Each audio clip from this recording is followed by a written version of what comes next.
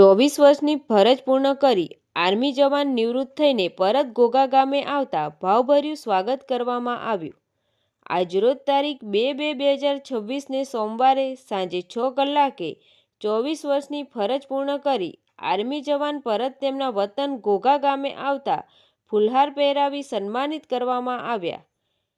ઘોઘા ગામના વતની પ્રવીણકુમાર લલ્લુભાઈ મેર 24 વર્ષની ફરજ પૂર્ણ કરી પરત તેમના વતન ઘોઘા ગામે આવતા લોકો દ્વારા સન્માનિત કરી ડીજેના તાલ સાથે ઘોઘા ગામના અનેક મુખ્ય માર્ગો પર ફરી તેમના નિવાસ સ્થાને પહોંચ્યા હતા.